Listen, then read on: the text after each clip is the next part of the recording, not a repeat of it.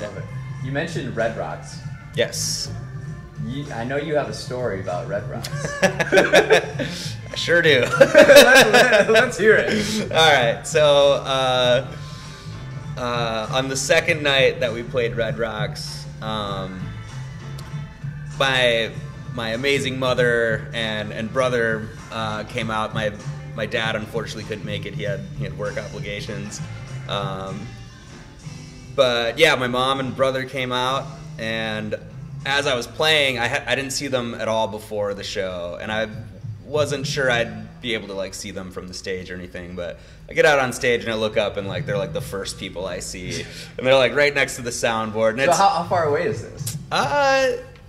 So Red Rocks is like, it's pretty steep, I guess. So like, It wasn't as far as I thought it'd be. Like Was that the first time you were at Red Rocks? I had seen one show there in like 2017, and then I had gone there like another time in Colorado, but when there wasn't a concert. You can go and like hike up the stairs and just like kind of like experience like the space.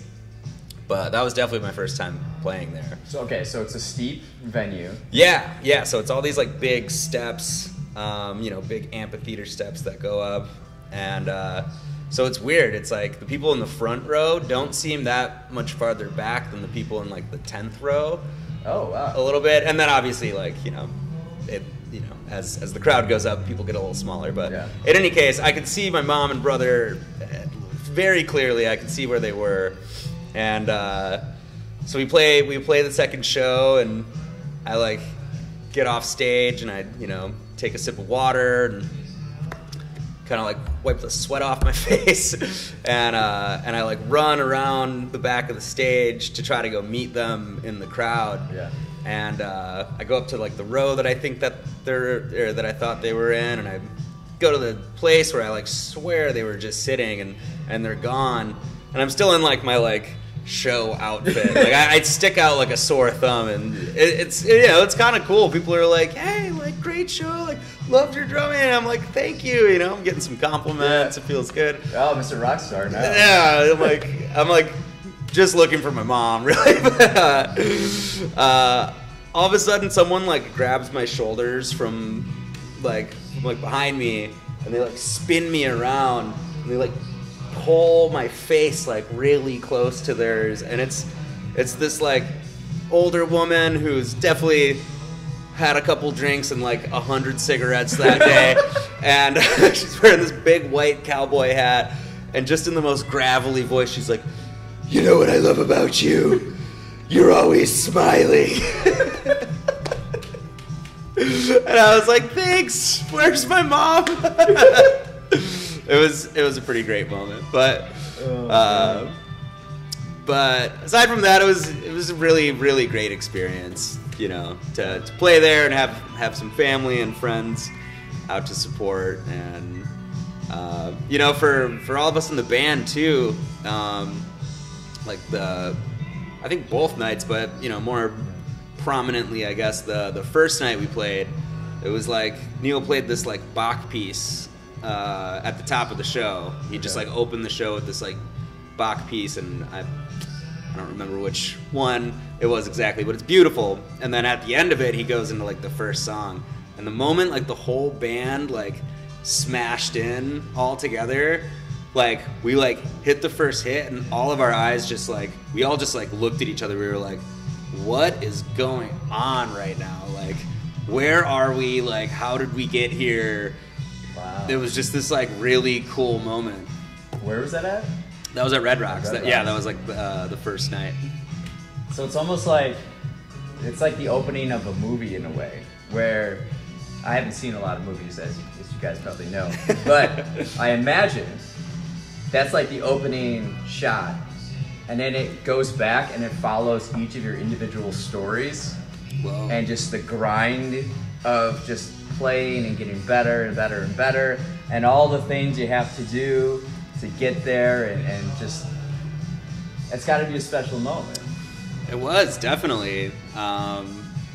Yeah, it was weird. Like that whole day sort of like leading up to that first Red Rocks show, it was like You know, it was like pretty emotional. You know, I think we were all kind of thinking about all of our like individual like successes and failures in music, and you know, there was like a period of time that day where I was just thinking about all the dumb mistakes that I've made in my life and how I thought each time like that was it, and I like wasn't gonna go anywhere or do anything with music, and you know, I was like kind of like barking up the wrong tree career-wise or something. And and then kind of hitting in that first note, it was like, wow, it was all like at least worth something, like to get to this point, you know. Yeah, and you'll never forget that moment in your life. No, definitely. Wow. So would you say Red Rocks is like the biggest, most monumental venue you've played at? Yeah, I think so. Yeah, thus far, absolutely. We did just play the Mission Ballroom in Denver as well, which is a new indoor venue.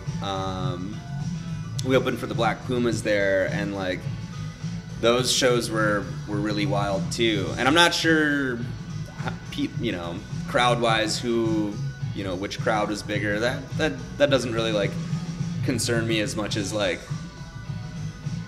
how the show felt and like sort of like the feeling and energy, like, you know, in the room and everything. But yeah, those shows at Mission Ballroom felt really good too. So then what's next on the hit list of venues? Oh man, that you're like gunning for. I don't know. Like whatever comes our way, you know. Like it's pretty weird, kind of like thinking about those like big shows sort of after the fact. Yeah. You know, I kind of thought like you'd play Red Rocks and be like, oh, I can die happy. I played Red Rocks, and like now it's like, wow, cool. Like we did that. Like, all right. Like, what else are we gonna do? Yeah. Let's see what's around the corner. You know, like you know.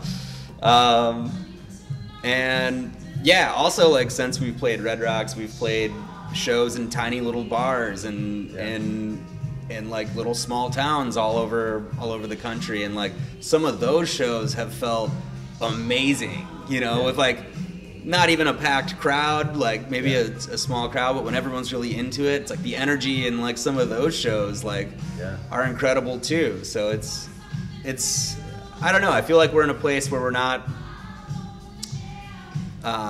you know, we're not getting bummed out if the room isn't full each night. It's like it's still so much about the experience of playing the music, and less about where or what it looks like there, you know. So then the Pritzker Pavilion coming up, what does that mean to you? That's okay. So wow, yeah, I totally forgot that was next week. The Pritzker Pavilion it's a bucket list venue that that wasn't even ever a thought to be on my bucket list, because it was never in my realm of thinking that I, you know, would be in a project that was playing there.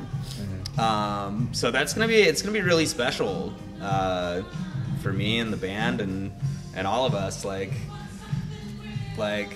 I don't know, when I first moved to Chicago, that was one of the first places I saw music. I went and saw like, I think, some orchestra play, and then like the next night I went back.